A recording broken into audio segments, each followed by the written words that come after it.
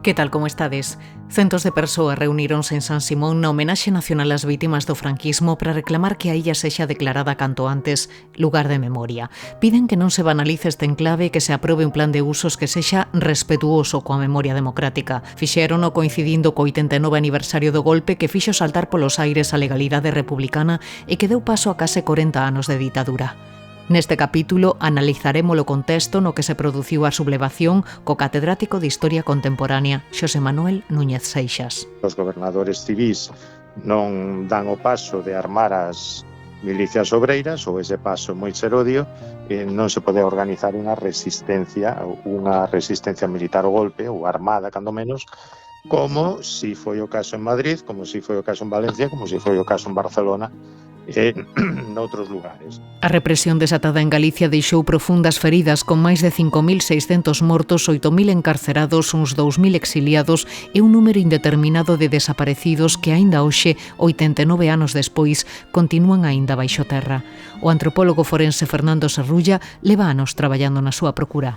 Se sufrió mucho en aquellos años, pero no solo por los muertos, sobre todo por las familias, ¿no? Santiago Macías dice en uno de sus libros que cada fosa que abre es una herida que se cierra, ¿no? Y yo creo sinceramente que esto es así.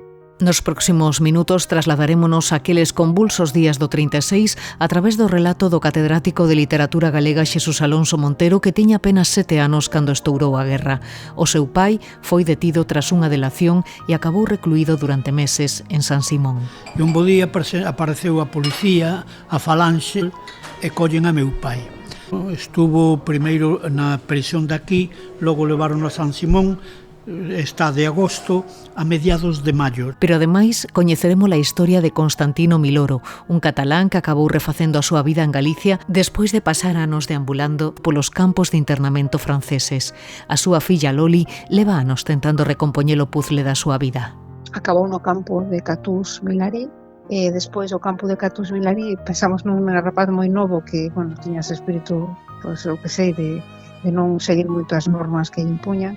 Entón saiu para traballar buscando o traballo mellor do campo e o castigaron mobilizando nun grupo de traballadores estranxeiros que tamén abandonou e entón o meteron no campo disciplinario de Bernet. Constantino conseguiu contalo. Outros acabaron deportados en campos de concentración nazis como o coruñés Arturo García Lagares, exiliado en Francia e detido en Polonia durante a Segunda Guerra Mundial.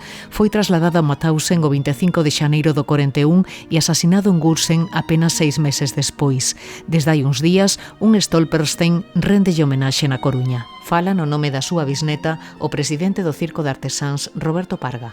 Arturo era un xoven pai, era un marido, era un fillo, era un enfermeiro marítimo e o delito que cometeu foi ser un anarcosindicalista. Os seus ideais o levaron a ser asesinado nun campo de concentración nazi, por suposto, co beneplácito da ditadura española.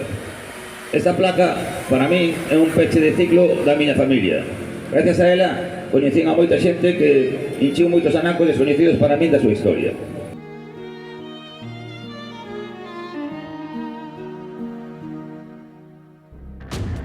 Pero hai outros asuntos que marcaron a actualidade estes días, son as novas da memoria. O PP impide cos seus votos a creación do Consello da Memoria Democrática de Galicia, unha iniciativa impulsada polo PSDG e apoiada polo BNG que pretendía servir de asesoramento e recoñecer institucionalmente as persoas asasinadas e represaliadas durante a Guerra Civil e a ditadura. Os populares opuxéronse porque, segundo din, duplicarían estruturas xa existentes. Falan Paloma Castro do PSDG, Lois Vara do Bloque e José Luis Ferro do Partido Popular. Pedimos a Xunta que siga o exemplo de outras comunidades autónomas e de algúns concellos de Galicia, algún do Partido Popular incluso, e que constitúa de forma consensuada cos grupos políticos con representación parlamentaria o Consello da Memoria Democrática de Galicia. Parecelle normal que se vaya a bailar bachata na illa de San Simón? A mí pónseme un no no estómago. Foron pioneiros en desmantelar, en eliminar, en aniquilar as políticas públicas de memoria cando tomaron o goberno no ano 2009. A proposta que traen hoxe non é nova. Un Consello da Memoria Democrática de Galicia que viría a duplicar estruturas xa existentes e xa asumidas, tanto desde a Xunta de Galicia como desde o Goberno de España. En Galicia a memoria democrática non está abandonada nin desatendida.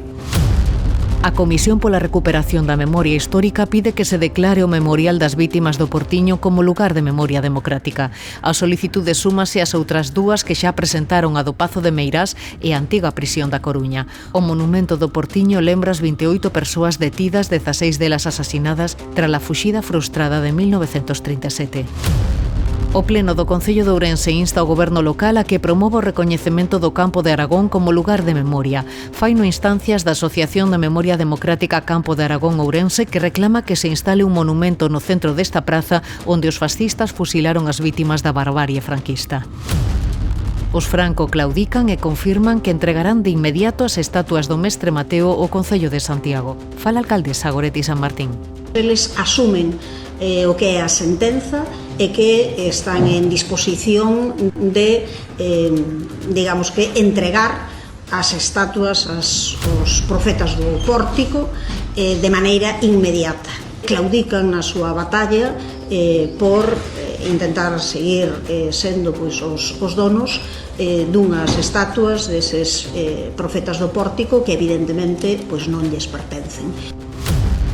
O movemento memorialista e colectivos e entidades culturais urxen a Xunta que declare ben de interese cultural o Museo Carlos Maside. Fano a poucos días de que caduque o procedemento iniciado pola Xunta hai 2 anos e que expira o 21 de agosto. O BNG súmase a esta reclamación. Fala a parlamentaria do Bloque, Mercedes Queixas. Estamos en tempo de desconto e o único que parece que está disposto a facer o Partido Popular é deixar de caer a declaración como BIC do Museo Carlos Maside. Por certo, unha romaría popular homenaxeou en Cervo a Isaac Díaz Pardo. Os impulsores, o grupo Isaac Sargadelos, que naceu co obxectivo de reivindicar a súa figura tras o conflito creado entre a dirección do grupo empresarial e a Inspección de Traballo. E co gallo do ano castelao, hoxe queremos coarnos na versión de cousas dos Quinquilláns e facémolo a través da súa directora escénica, Tero Rodríguez. Veciños! Veciñas! Os temas que trata cousas como a ecoloxía, como a xustiza social, como a inmigración, son temas de todos os tempos, non? Cousas conectou na súa época co público e cousas conecta co público de hoxe. A ferida aberta no 36, un podcast de Nuria López.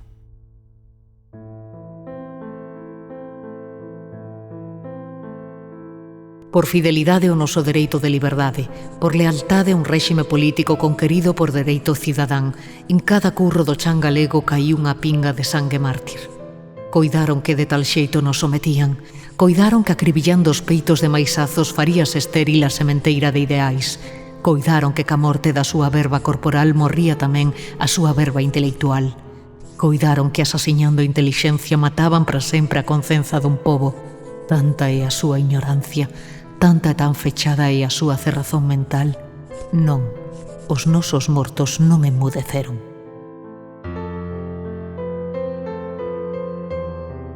Isto que escoitan é un fragmento do artigo O sangue dos mártires, publicado en agosto do 46 en A Nosa Terra polo intelectual pontevedrés Xosé Núñez Búa. Membro do Seminario de Estudos Galegos e fundador do Partido Galeguista, foi encarcerado un tempo durante a guerra e exiliado en Bos Aires en outubro do 36. Este texto permite comprender un pouco o clima que se vivía en Galicia naqueles difíciles días de xullo do 36. Coincidindo co 89 aniversario do inicio da guerra, queremos deternos nos porqués, no contexto no que se produciu o golpe e tamén nas súas consecuencias. E facémolo coa axuda do catedrático de Historia Contemporánea, Xosé Manuel Núñez Seixas. Que tal, benvido e, sobre todo, grazas por aceptar este convite. Grazas a vos, Olga. O alzamento do 36 chegou 5 anos despois da proclamación da Segunda República, que acabou saltando polos aires tras 5 anos moi convulsos, non? Políticamente, anos de axitación social condicionados por unha crise económica brutal, pero tamén anos de cambios profundos que algúns non quixeron ou non souberon encaixar, non? Ben, a Segunda República efectivamente foi un período caracterizado por certa inestabilidade política, unha inestabilidade política, digamos que no contexto da Europa de entreguerras non era excepcional.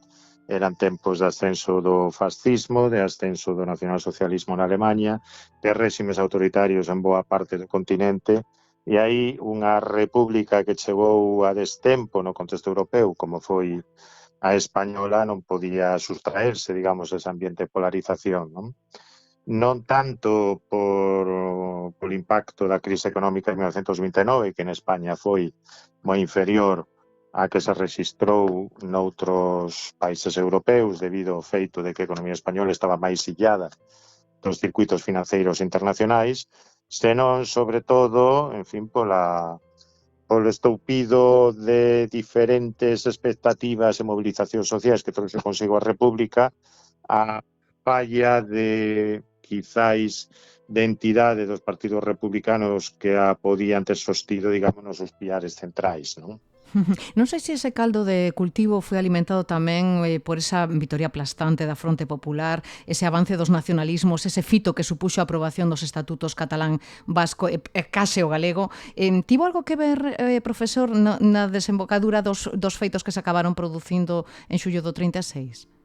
Home, todo tivo a ver, efectivamente, primeiro o ambiente de polarización social, o feito de que a vitoria da Fronte Popular nas eleccións de febreiro de 1936 nunca foi aceitada plenamente polas dereitas, que dentro das dereitas, ademais, abriuse paso de maneira cada vez máis clara unha opción rupturista, unha opción antirrepublicana, que ate entón fora mayoritaria, digamos, a versión acomodaticia ou accidentalista, é dicir, a da CEDA de Gil Robles, que quería unha república de orde conservadora, como a do Partido Radical, e, dende logo, unha parte, digamos, da anti-España que comezaban a ver os sectores antirrepublicanos eran, dende logo, os que sen matiz de ninguna clase se consideraban arredistas ou separatistas, non? O Estatuto Catalán fora aprobado en 1932, o Estatuto Vasco, bueno, realmente foi aprobado xa en 1933 en plebiscito, despois referendado polas Cortes antes da Guerra Civil, entrou en vigor xa en plena Guerra Civil, en outubro de 1936, o Estatuto Galego, que foi plebiscitado pois apenas 3 semanas denantes do golpe de Estado, non? Obviamente, dentro do que algúns consideraban que era España roja, España revolucionaria, España bolchevique, a invasión rusa, etcétera, etcétera, incluíase tamén que dentro de esa anti-España estaban os que negaban a unidade da nación española, non? Ainda que, como ben dixo Calvo Sotelo, nun meeting, non moito antes de morrer, o líder, digamos, da dereita monárquica, el prefería unha España roja a unha España rota. Certo. Foi un golpe, un movimento agardado? Minusvaloraron quizáis as autoridades republicanas a capacidade organizativa dos sublevados? Home, golpes ou planos de golpe contra a República xa houbera varios. Temos en agosto do 32 a chamada Sanjurjada, o golpe protagonizado polo general Sanjurjo en Sevilla, que dende aquela refuxouse en Portugal, e Sanjurjo ia ser o líder da sublevación militar en xullo 36, pero o seu avión bateu, é dicir, o seu avión caeu. Houbera ruido de sabres xa dende comezos do 36, estes acentuáronse despois das eleccións de febreiro do 36, é dicir, o goberno, sen dúbida, minusvalorou ou non considerou tan alarmantes os sinais dese ruido de sabres, dos que estaba relativamente informado, tomou algunhas decisións quizáis non tan prudentes, se a Franco, por exemplo, o general Franco o mandan a Canarias e tamén para telo lonxe da península, cometen o erro de enviar a outro que era o principal conspirador ata entón, o general Mola, a Navarra, co cal puido chegar un acordo coa forza que realmente tiña máis presenza en termos de milicias organizadas, que era a Comunión Tradicionalista, non? Que era especialmente forte en Navarra. Entón, ruido de sabres había moitos indicios, moitos sinais, probablemente que o goberno non agardaba era unha rebelión tan generalizada e con tantos apoios. E estoura o golpe, algúns territorios resistiron algo máis, pero en Galicia o avance dos golpistas foi veloz. Por que? Non porque en Galicia a xente fose menos republicana que en outros sitios. Eu estou de corrixir os traballos dos alumnos cando din Galicia, zona especialmente conservadora, claro, apoiou os sublevados, non é certo? É dicir, en febreiro de 1936, con todas as pinzas coas que hai que coller os resultados electorais de febreiro de 36, por diversas razóns, pero en febreiro de 36 a Fronte Popular gañou en 3 das 4 provincias galegas. Galicia non acolle o golpe de Estado con masas aínda fervoadas á rúa, como é o caso, por exemplo, en Navarra, en parte en Vitoria ou en outras zonas, por exemplo, de Castela.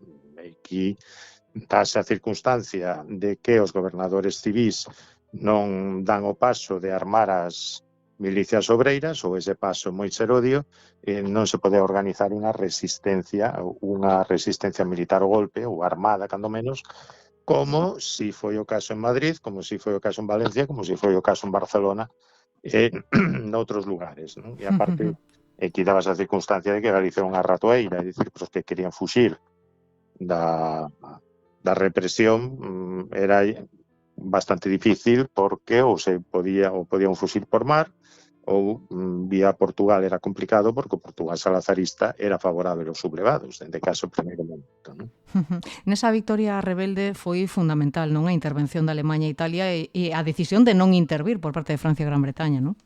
A voce, os alemán non sabían nada do golpe de Estado, a diplomacia alemán non estaba informada dos preparativos, isto vese na propia correspondencia da Embaixada de Berlín, da Embaixada do Terceiro Reich en Madrid en xullo 36, sí que estaban informados os italianos. Mussolini viña dende había tempo colaborando cos opositores á República con armas, con diñeiro, etc. Viña financiando a Falange Española.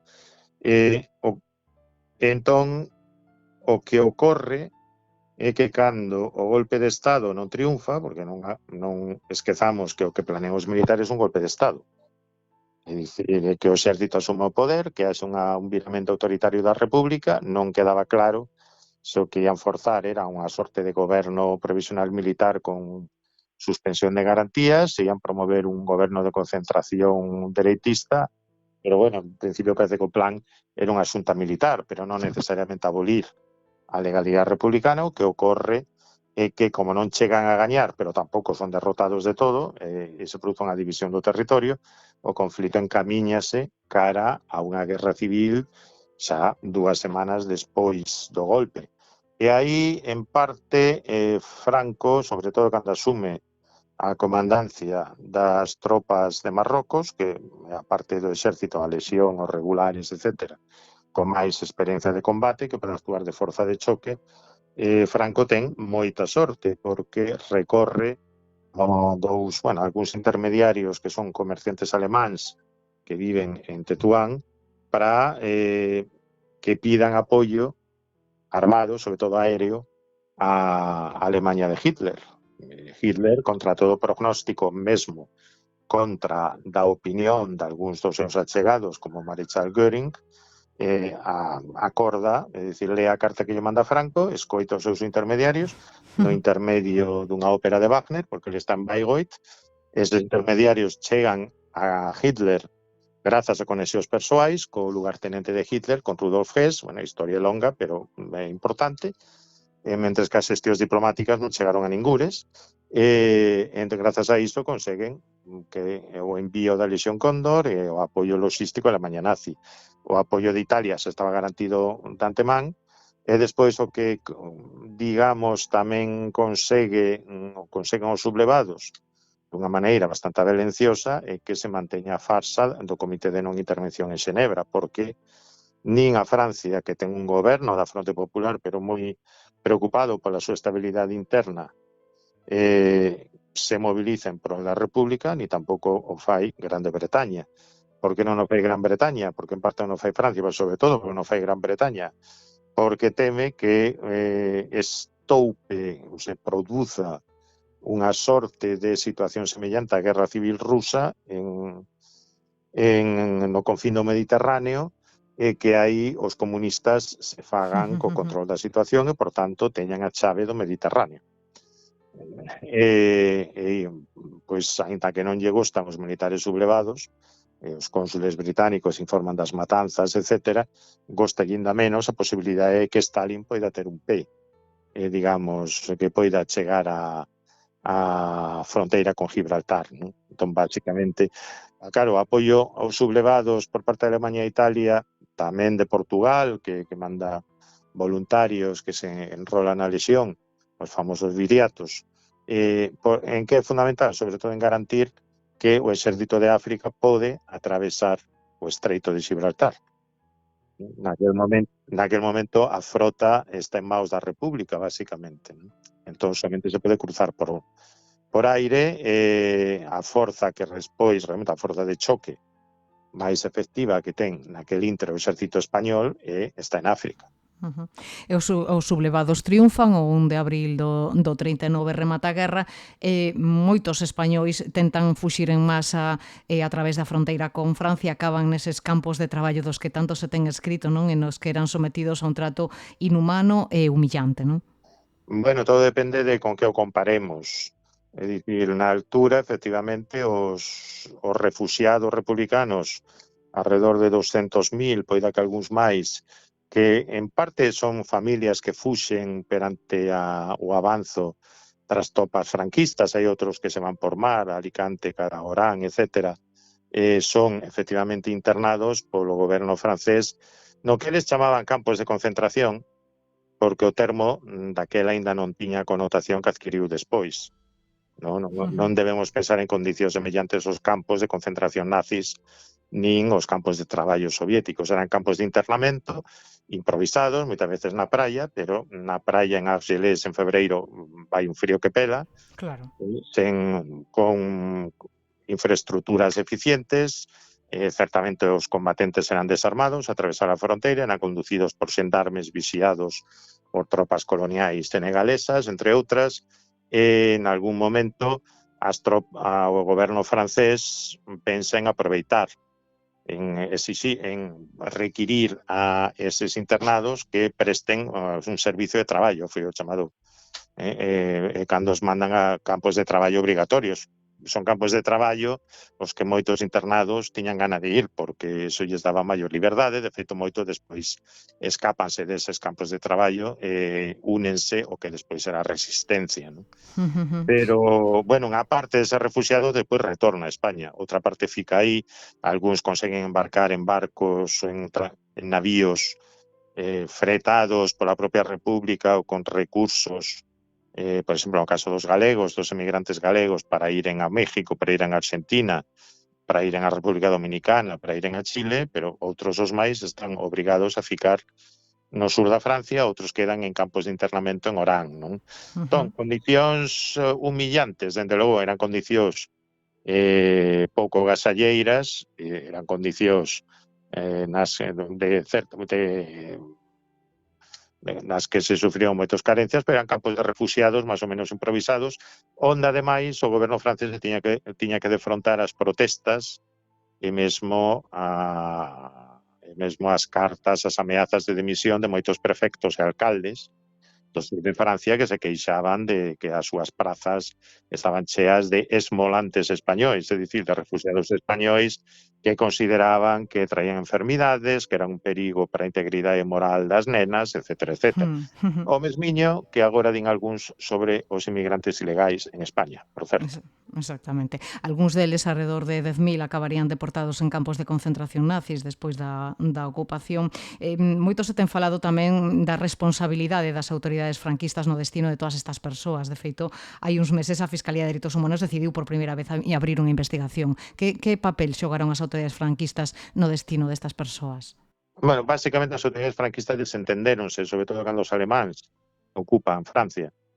Entón, Francia divídese en dúas zonas, unha baixo a administración militar alemá e outra en mans dun goberno colaboracionista, o goberno de Vichy. Os alemáns primeiro non saben moi ben que facer con eses contingentes de refuxiados, despois querenos utilizar como traballadores obrigatorios, o que se chamaban a xerga nazi Zwangsarbeiter. Algúns son fichados pola grande organización que puxo en marcha un ministro do Reich, Fritz Todt, para construir fortificacións no Atlántico, etc., a chamada organización Todt, pero outros son, efectivamente, acaban por ser deportados a campos de concentración nazis e algúns acaban tamén en campos de exterminio. Eses exterminio que sinalabas, que vanse na súa maioría Mauthausen e Kusen, pero hainos tamén en Buchenwald, hainos tamén mulleres en Ravensbrück, etc. Mesmo algún chega a Auschwitz, non? Non son todos, nin a maioría, pero unha porcentaxe bastante significativa.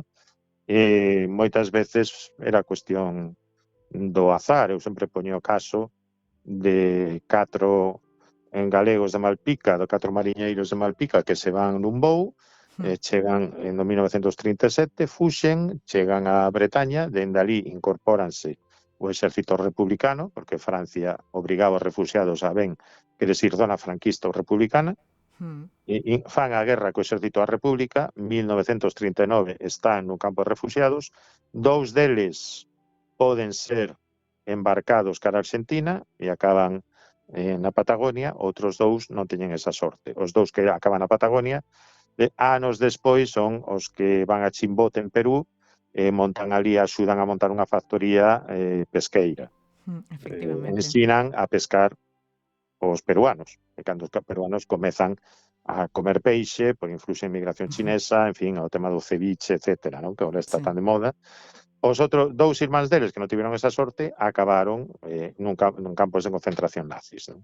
Aí aínda non sabemos moi ben en investigacións en curso cales eran as lóxicas que podían favorecer que algúns máis ou menos atravesasen o período da Segunda Guerra Mundial ou puidesen unirse, por exemplo, a resistencia no sur de Francia. Boa parte da resistencia francesa son republicanos galegos, e porque algúns acaban deportados en campos de concentración nazis, non? Claro. Entre tanto, os dirixentes republicanos que conseguiron sair con vida da contenta tentaron reorganizarse no exilio. Que papel xogaron e por que non foron capaces de frear o ditador? Bueno, estas son moitas preguntas. As autoridades franquistas sabían o que pasaba cos republicanos, cos que despectivamente ou pejorativamente os alemáns denominaban españois vermellos, Hot Spania, e tamén sabían que iría ser o destino final de varios deles, desentendernos absolutamente e non os protexeron. Os dirixentes da República, unha vez que estaban no exilio, unha vez que a guerra rematara, realmente podían facer moi pouco. Se manter o lume sagro das institucións republicanas, unha certa continuidade institucional. O cálculo, que fora o cálculo inicial do xefe do goberno, Juan Negrín, era antes ou despois estoupará unha guerra mundial. Nesa guerra mundial será entre fascistas e antifascistas, e, por tanto, se os antifascistas triunfan, tamén caerá Franco. Pero, bueno, como sabemos, isto non foi así, ao final foi unha vana esperanza, non? Franco acabou morrendo na súa cama aos 83 anos, un 20 de novembro do 75, despois de case 4 décadas de ditadura, asinando penas de morte case ata o último suspiro, e desde entón houbo algún que outro intento de pedir responsabilidades aos represores que acabaron frenados. Por que, no caso de outras ditaduras, si se conseguiron enxulgar os responsables e en España non? Bueno, noutros casos conseguiuse xulgar algúns dos responsáveis. É dicir, por Auschwitz pasaron máis de 15.000 alemáns, membros das SS, que eran destinados como gardas, etc. O número de xulgados nos procesos de Auschwitz en 1961 é inferior ao centenar. Que aquí, cando falamos de excepcionalidade de España, compre facer unha paréntese. Na Alemanha foi precisa a súa derrota militar, a súa ocupación e división en 4 partes, os bombardeos masivos da súa poboación para que se producise algo semellante en primeiro momento a unha depuración. Esta depuración non foi perfecta, caeron os grandes, pero quedaron moito dos pequenos. En Italia houbo unha xulgáronse, caeron, foron executados Mussolini e varios dos seus adláteres, pero a maioría dos criminais de guerra, incluso do fascismo, pasaron por penas bastante lenes. É dicir, e o mesmo acontece en Francia, bueno, houve tamén moita manga ancha. O sea, teñamos en conta que isto non é exclusivo de España, é dicir, os procesos de Nuremberg, que logo os diversos procesos que hubo en Alemanha contra os xenerais da Wehrmacht, dos grupos de despregamento de Auschwitz, etc., atinxiron a unha minoría dos perpetradores. Pero houbo, é dicir, o país onde houve unha xustiza transicional, un axuste de contas co pasado recente máis inmediato, probablemente máis profundo, foi Portugal, porque, bueno, en Portugal houve unha revolución, cousa que non aconteceu en España, e así a todo, pois sobre todo moitos membros da policía política foron salvados e non se xulgaron responsabilidades nin crimes de guerra na guerra colonial, porque o mesmo exército que estivera involucrado nesa guerra despois fora que derrubar o ditador. Entón, dito isto, obviamente en España que foi o que non houbo, pois nin houbo derrota militar do réxime franquista, nin houbo revolución que o derrocase. Houve unha transición, en esa transición pues, saldouse pois, co que moitos denominan un pacto de esquecemento, non? Pero isto, en maior ou menor medida, houve en case todos os sitios. Con o que pasa que en outros sitios tamén, cando en España que hai ditadura, en outros sitios comezaban a plantexarse unha xeración despois quen foran realmente os culpáveis de moitos crimes de guerra, ata que punto unhas sectores máis amplos das sociedades, alemá, italiana, das sociedades que viviran a ocupación, etc., estiveran tamén involucradas na cooperación co fascismo. Pois Xosé Manuel Núñez Seixas, catedrático de Historia Contemporánea, moitísimas grazas por pasarse hoxe por aquí. Unha aperta. Moitas grazas a vos.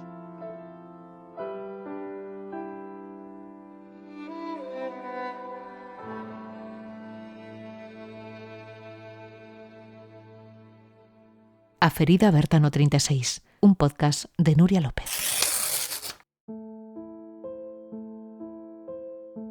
Eu sei que en cada tumba tópase unha espada agardando. Eu sei que en cada morto pervive un berro agardando. Eu sei que para aquela derrota hai unha vitoria agardando. Eu sei no. Dinmos vosos nomes sobre das lousas agardando. Salvador García Bodaño.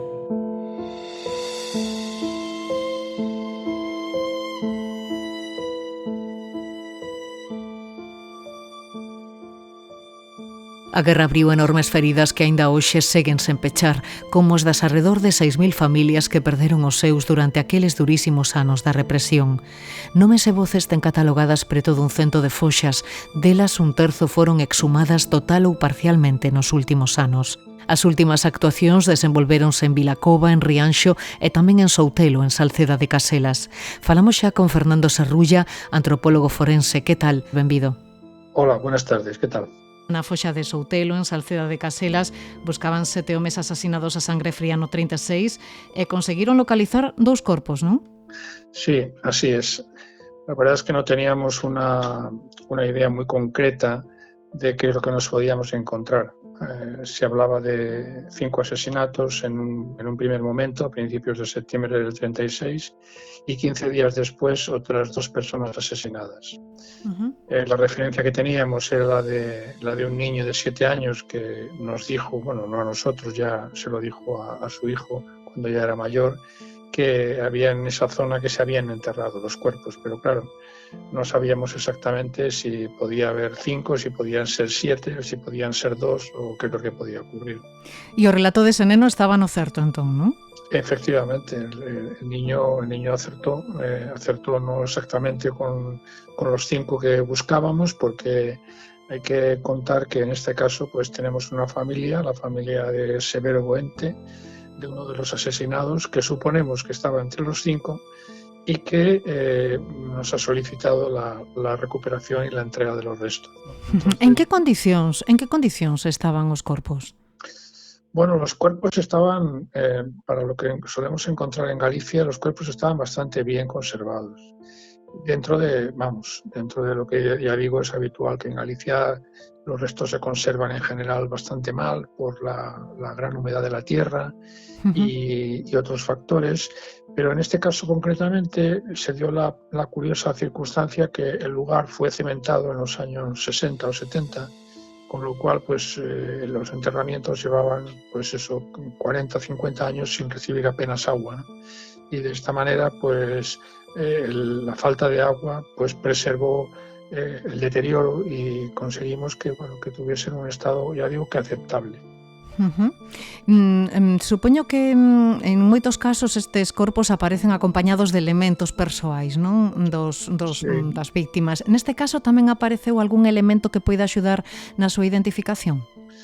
Bueno, hemos encontrado un elemento que aparece en muchas fosas de la guerra civil, que son minas de lápiz, ¿no?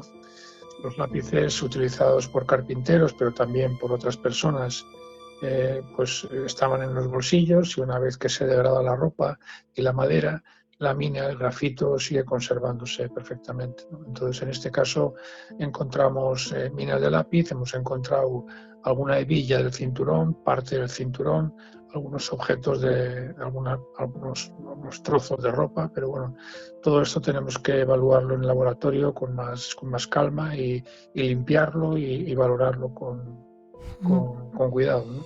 ¿Estaban en terra, estaban en ataúdes? Estaban en ataúd, esto es algo que nos ha llamado la atención.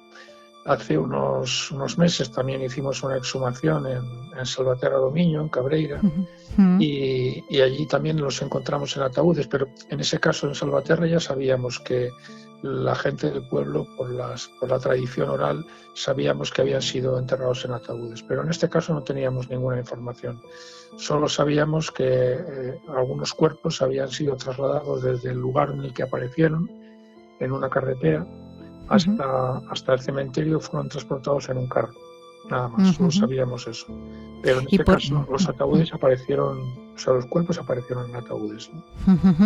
Pola información que puideron ter, ahora supoño que irían as probas ao laboratorio, poden prever a quen puideron pertencer estes corpos? Teñen algunha información? No, de momento es un pouco precipitado hablar sobre esto porque tenemos una impresión de que son dos varones y uno de ellos parece más joven que otro, pero bueno, tampoco tenemos esto tiene que hacerse en un laboratorio de antropología forense después de limpiar los huesos, medirlos, estudiarlos, valorarlos adecuadamente y tomar una decisión, ¿no? Doutor, porque os cadáveres falan moito, non? Do que lle puido acontecer a esa persoa, non? Claro, efectivamente. Tenemos la evidencia, que esto es también muy importante, de que en el propio levantamiento ya constatamos la existencia de signos de violencia.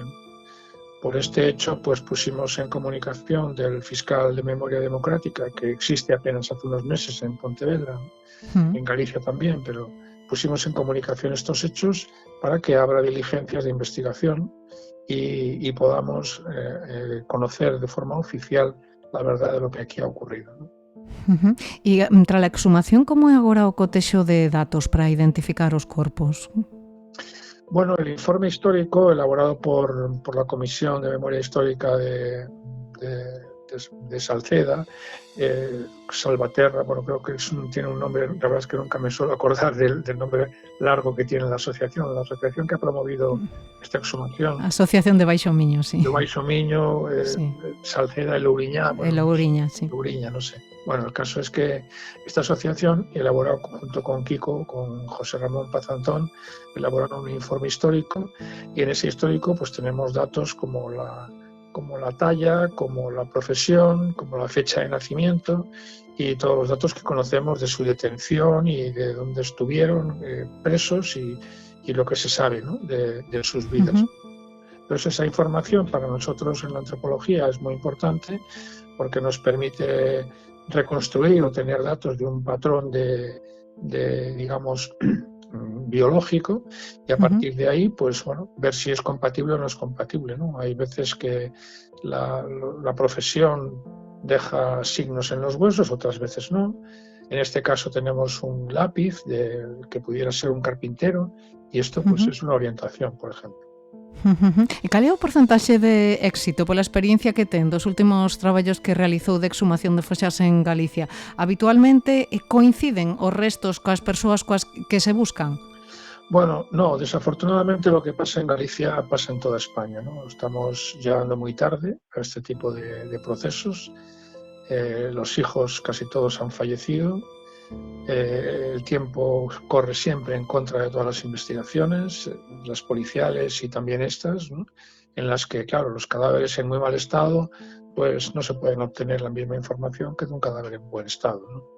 Y tampoco se puede obtener ADN en condiciones y todos son problemas. Cuanto más tiempo pasa, más dificultades hay para obtener resultados, ¿no?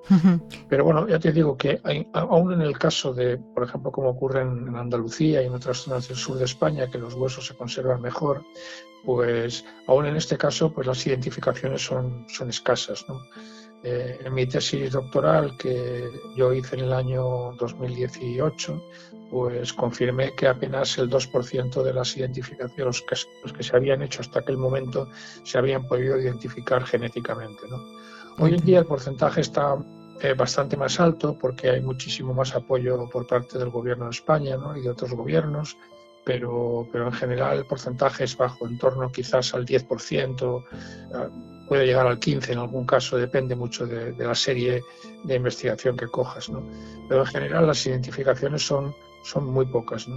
En primer lugar porque tampoco encontramos las fosas, ¿no? Eso es otra cuestión importante, ¿no?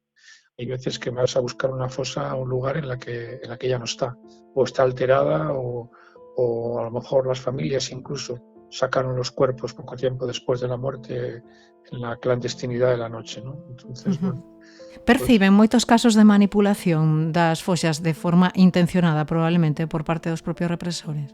No, yo esto no lo percibo. Yo creo que los cementerios, curiosamente, son lugares muy vivos en los que hay muchísima reutilización de los espacios y eso pues genera que unas personas se entierren sobre otras, ¿no?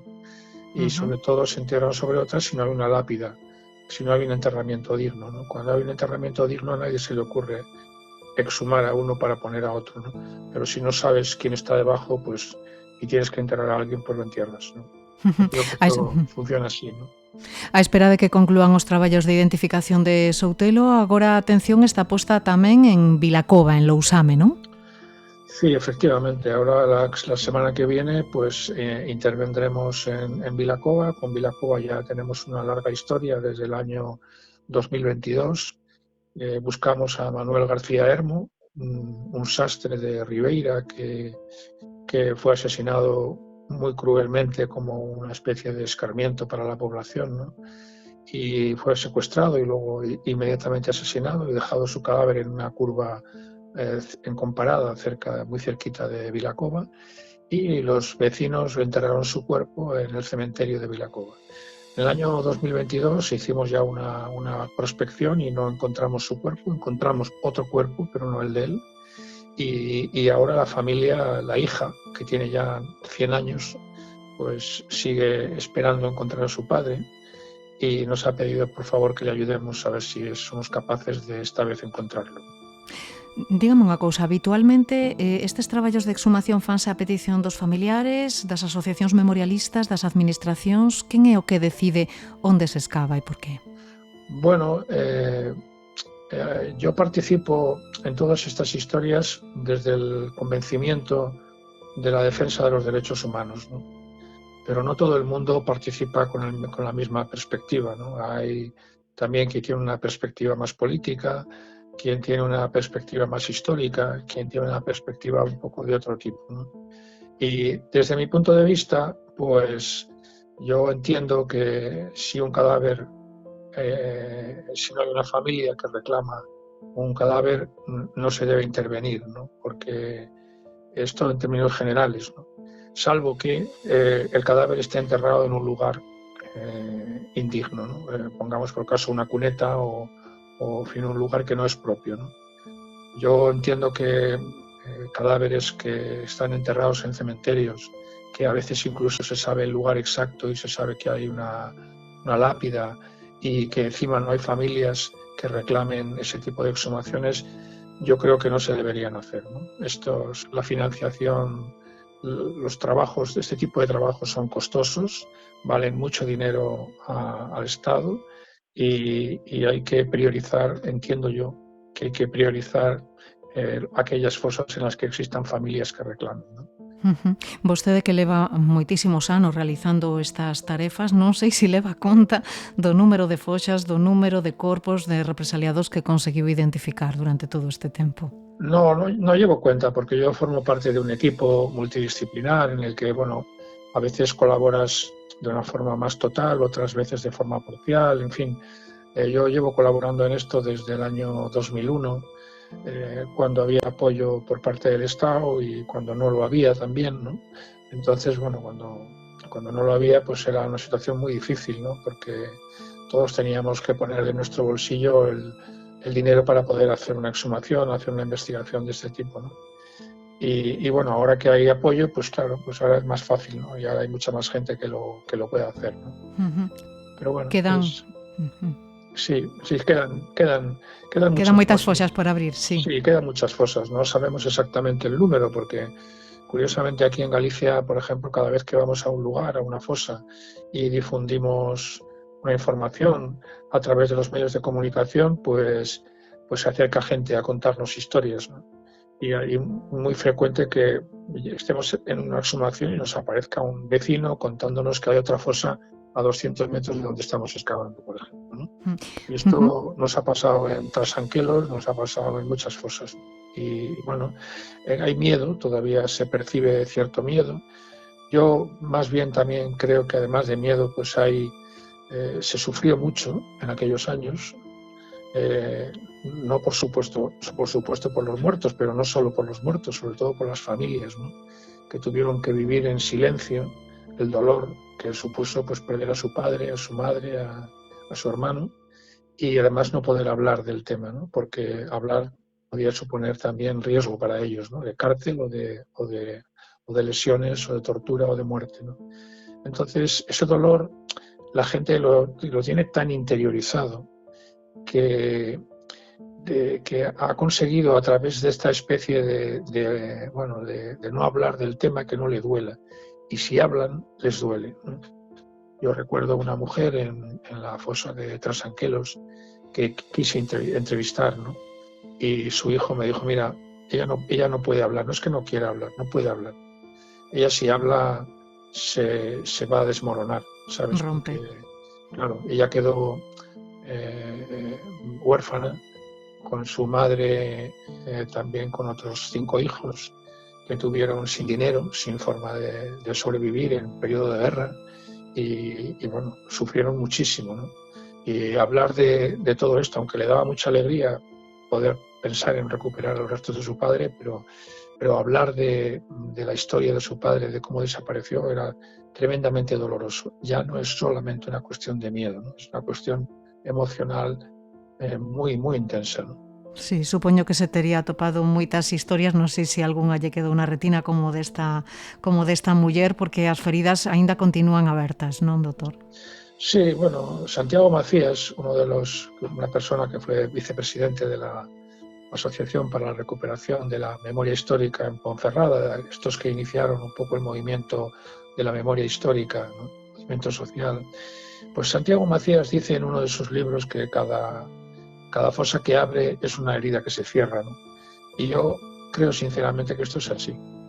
Esto es así, ¿no? Lejos un poco de los discursos baratos de algunas personas en los medios de comunicación, ¿no? Pues creo que hay muchísimos prejuicios con relación a lo que pasó, ¿no? Por ejemplo, nosotros hemos identificado a personas de ambos bandos, ¿no?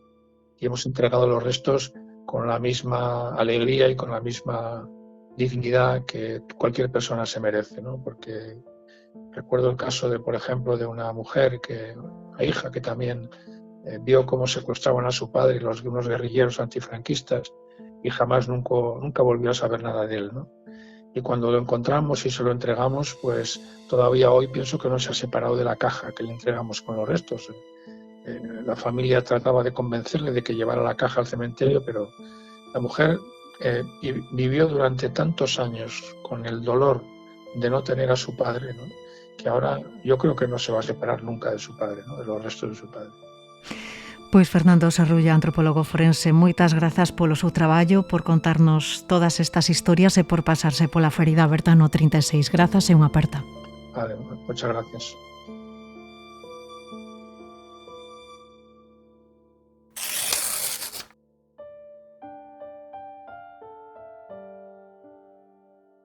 Pero ademais a guerra deixou outro tipo de feridas, as da separación e as do exilio.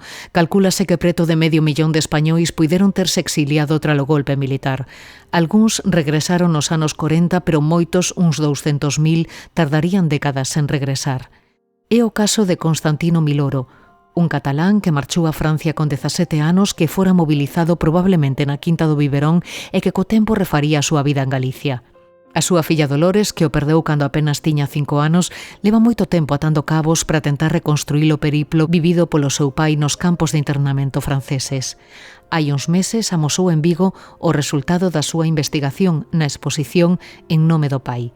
Hoxe achéganos a súa historia na ferida aberta no 36. Marchou máis ou menos con 17 anos, o que non sei, porque non está moi ben documentado, me refiro aos que foron na Quinta do Biberón, que foron os que se movilizaron despois da batalla da pérdida da zona de Aragón. Comezou a batalla do Ebro, se reclutou entre os barrios así máis pobres de Barcelona, se reclutaron rapaces moi novos, incluso George Orwell fala de 14 anos, pero de entre 16 e 17 anos, máis ou menos. A súa nai saiu cos 3 fillos, embarazada de 6 meses, en un camión de simpatizantes da República. Eu entendo que saiu pola zona pola carretera que iba de Gerona a Pertús, entrou por esa zona, e o meu pai entrou un contingente do exército separado da familia, é dicir, ele estaba loitando na guerra, e entón ele entrou separado da súa nai, ainda que tiña 17 anos.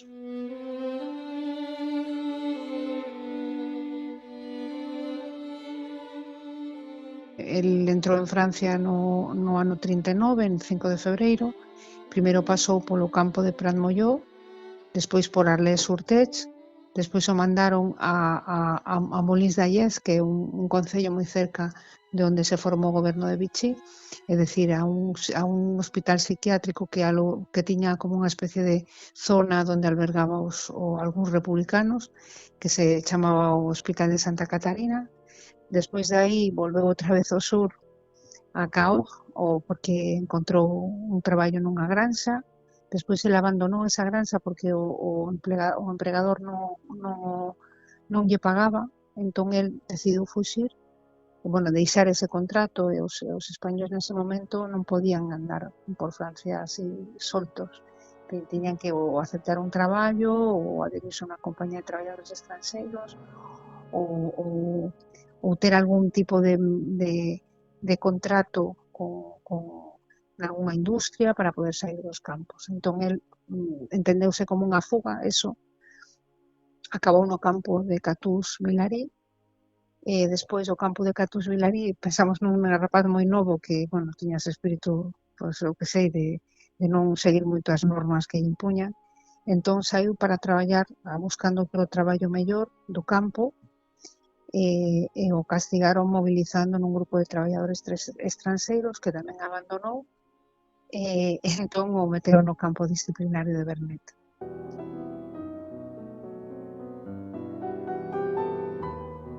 Hai un escritor catalán que ten un libro que se chama La diáspora republicana, que ten un relato sobre o que era o campo de Prat-Molló. Prat-Molló realmente era un campo que eles se chamaban de recolección, que era un campo de triaje. Era onde eles chegaban e despois os distribuían a diferentes lugares, porque non era ni sequera un campo, era un lugar cercado por unha alambrada, cerca do río Tech, sen ningunha cobertura, de teitos, o mellor se construiu despois, pero cando les chegaron non, e facían unha temperatura de 9 grados bajo cero, co cal tiñan que estar agrupados, dándose calor entre mantas, poñéndose, este relato conta él, se puñan en círculo, e os de fora iban turnándose, para os de fora iban meténdose dentro, e despois cambiaban outra vez o turno, e procuraban non dormirse para non congelarse.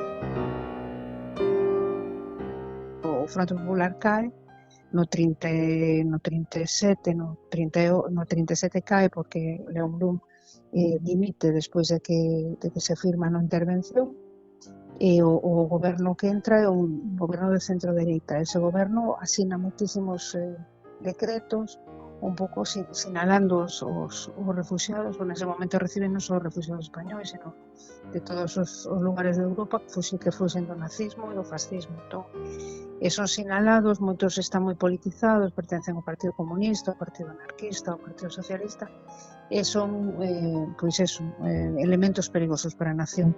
Eso é o que empeza a crearse como propaganda, entón é como unha especie de persecución contra os estranxeiros.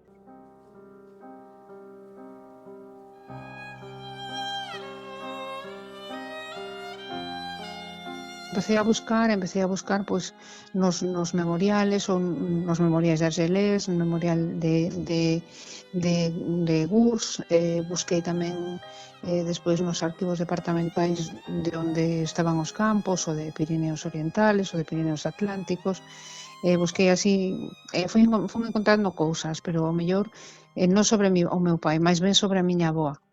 Pero sobre o meu pai encontrei un tesouro que foi unha ficha que o primeiro que me enviaron del, que foi do amical de Bernet de Ariès. Entón aí descubrín que estivo no campo de Bernet, e a partir de aí fui reconstruindo toda a historia hacia atrás, pero non pude chegar ata o principio, seguía sen saber por onde ele entrara, que pasara ata ese momento. Entón, pois entón me dirixín unha persoa que traballaba nos arquivos tamén, non sei se dese arquivo departamental ou de outro, creo que foi o de Ariès, que me dixo que me puxera en contacto se o meu pai, o último lugar onde residiu foi Maison Lafitte, que está cerca de París, que me comunicase con eles para que me enviasen o expediente.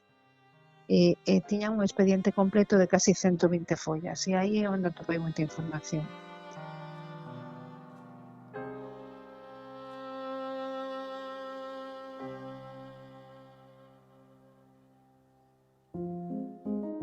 Despois de Bernet de Ariès, ele é repatriado a España. Entón, despois da repatriación a España, ele é obligado a facer o servizo militar, está 6 meses nunha casa de recrutas, fai o servizo militar e despois, o ano seguinte, é enviado á División Azul.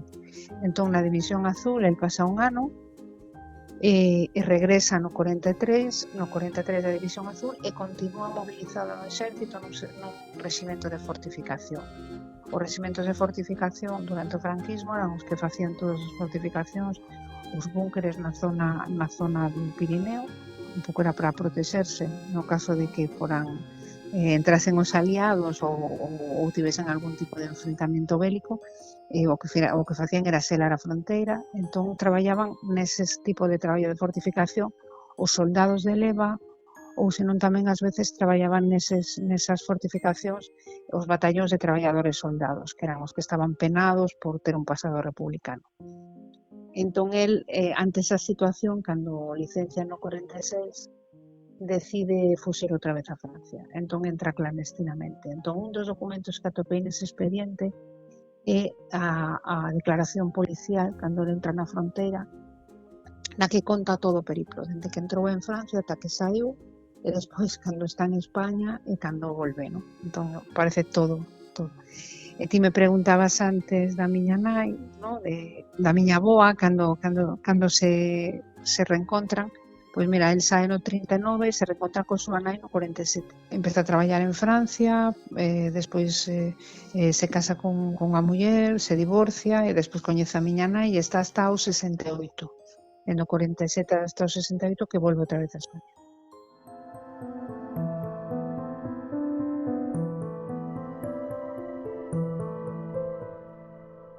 Casou en Francia antes de coñecer a miña nai, estaba casado e divorciado, tiña unha familia anterior, tiña 3 fillos, e eses fillos, a través dunha irmá do meu pai, souberon que tiñan 2 irmás en España, hermanastras, neste caso, somos irmás por parte de pai, e no 2019 nos reencontramos. Entón, ese reencontro fixo que se activasen relacións familiares coas que perderamos o contacto, que foi as fillas dunha tía que pasou coa súa nai, con miña avoa, con 5 anos a fronteira, e que lle contou a eses fillos do meu pai que tiñan 2 irmás e nos buscaron.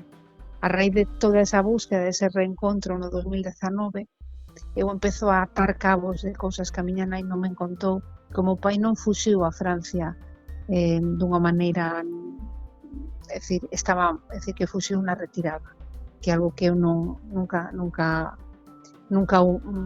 sabía. A miña nai me contaba como o pai estaba en Francia, pero non sabía moi ben en que momento marchou para lá, ni cales foron as circunstancias. E as miñas primas se coñecían pola súa nai.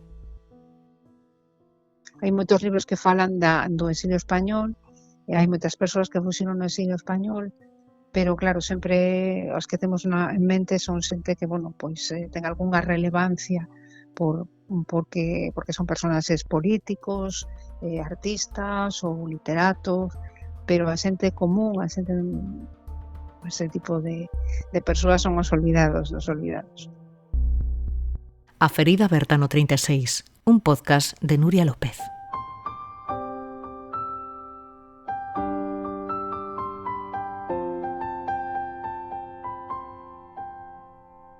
Pero ademais o golpe militar e os 40 anos de ditadura posterior deixaron unha pegada imborrable nas nosas letras. Durante anos a produción en galego estivo prohibida e os poucos traballos que se editaban correron a cargo dos exiliados. Sábeo ben o catedrático de literatura galega Xesús Alonso Montero, que leva décadas reconstruindo a memoria dos represaliados. Hai uns días recibiunos en Vigo. Os seus case 97 anos botou a vista atrás para compartir con nós os recordos de guerra daquel neno de 7 anos que viu partir a seu pai cara a illa de San Simón e os problemas aos que se enfrontou pola súa militancia comunista.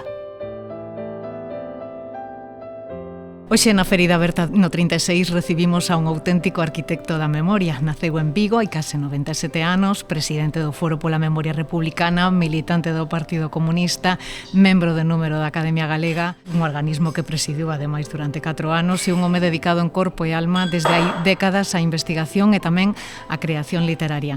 Profesor Xesús Alonso Montero, que tal? Moitas grazas por recibirme. Bueno, o agradecido son eu. Bueno, a ver como facemos, non? Para condensar tantísimo traballo, tanta experiencia, non? Son unha entrevista. A min gustaríame que comezáramos, se lle parece, polo principio, non? Polos primeiros recordos que ten da súa infancia. Vostede no 36, que tiña 7.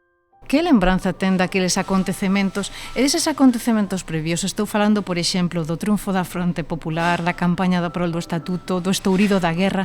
Ten algún recordo desa época? Coa axuda do meu irmán maior, que xa non está entre nós, xa dórome fora, como se di no galego da terra xa, sei que un dos primeiros recordos, e que ten que ver de alguna maneira tamén coa miña biografía política, é o día do triunfo do Frente Popular. Eu digo Frente Popular, que era como se chamaba, e por iso non digo Fronte Popular, porque o meu irmán Julio sempre me dixo, cando eu dicía, eu recordo no 36 que ali na taberna de meu pai, e a taberna de meu pai ían xente da estación, maleteros, mozos da estación, carpinteiros, ferreiros, etc. Era unha taberna máis ben proletaria. Entón recibiron o día ese a noticia do triunfo do Frente Popular, bueno, con auténtica ledicia. Houbo aturuxos, eu non sei se houbo aturuxos, pero sei que había un balbordo especial.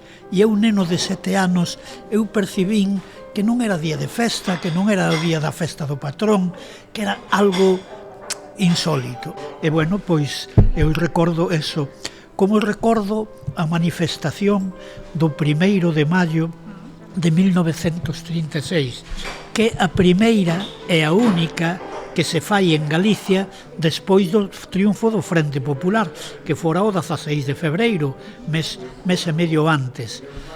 Por que recordo con tanta viveza a manifestación dese día? Porque eu tiña noticias de que meu irmán, que era pioneiro roxo, ia ir na manifestación. Entón eu sei que madruguei para poñerme na acera, nun sitio así máis ou menos destacado, para ver ben a meu irmão, que levaría unha bandeira ou levaría un estandarte, e para ver a manifestación en que había música, gaiteiros, tambores. Bueno, era a cousa dun neno que vio unha manifestación na que iba o seu irmán. E eu recordo hoxe sin necesidade da axuda que logo me brindou o meu irmán maior, anos despois, que as paredes das casas, empezando pola taberna dos meus pais, estaban inzadas cunha pintada que era UHP, UHP. E ese era o berro que meu irmán e outra xente nova ou non nova da manifestación ia proferindo no transcurso da manifestación. O HP estamos no 36, é un eslogan que se inventou na Revolución de Asturias no ano 34, Uníos hermanos proletarios. Antes que falamos privadamente, ti e máis eu, disa Díaz Pardo, agora vai sair Díaz Pardo, porque un día faleille desto, e dixome el, eu iba nesa manifestación. Anda. Bueno, pois eso recordo, e desde logo recordo o estoupido da Guerra Civil, porque, bueno, isto levaríanos moito tempo. Meu pai, que era un home, ia decir franquista, vamos a ver, meu pai era un home da aldea, do Ribeiro, era un home casi analfabeto, era un home traballador do campo, etc., con moitas virtudes nese sentido, pero era un home de pensamento tradicional, pero estuvo... Bueno, pois eso recordo, e desde logo recordo o estoupido da Guerra Civil, porque, bueno, isto levaríanos moito tempo. Meu pai, que era un home, ia decir franquista, vamos a ver, meu pai era un home da aldea, do Ribeiro, era un home casi analfabeto, era un home traballador do campo, etc., con moitas virtudes nese sentido, pero era un home de pensamento tradicional, pero estuvo preso. Sendo franquista, prendérono, porque resulta que un destacado militante do Partido Socialista de Vigo, pois que vivía en Lavadores, que o que chaman aquí a Rusia chiquita, pois como había tiros, ali houve algo de resistencia, tanto que hasta o día 19, 20, 21, aquelo non estivo nas mans franquistas. Dixo, eu podía quedar, porque na taberna de meus pais tamén daban camas. Entón, podía quedar aquí unha noite ou dúas e tal e cual, e isto eu seino moi ben polo que me contou o meu irmán maior. Eu non vin esta escena, e se vira esta escena non a comprendería tampouco. Bueno, e meu irmán maior contoume de que meus pais dicen, bueno, claro, nós podemos meternos nun lío. Que sucedía? Que na taberna de meu pai, onde eu nacín, que se chamaba El Recreo, na rúa Urzaiz, a noitiña ou a tardiña, a cúpula do Partido Socialista en Vigo, empezando polo alcalde, don Emilio Martínez Garrido, a cúpula que foi fusilada en Pereiró o 20 de agosto, todos eles, a cúpula tomaba o vaso ali, tomaba unhas tapas, e entón un dos que tomaba coa cúpula, que era o secretario da Casa del Pueblo, decíase del Pueblo, non do pobo, era un tal Brunet. E o Brunet o que lles pida a meus pais que o deixen quedar ali, e alguén delatou esa cousa. E un bo día apareceu a policía, a falanxe e tal, e collen a meu pai. E meu pai fai unha declaración. Meu pai contou toda a verdade, porque os interrogadores dicían, pero usted tenía afinidades ideológicas con esos señores que iban a su casa.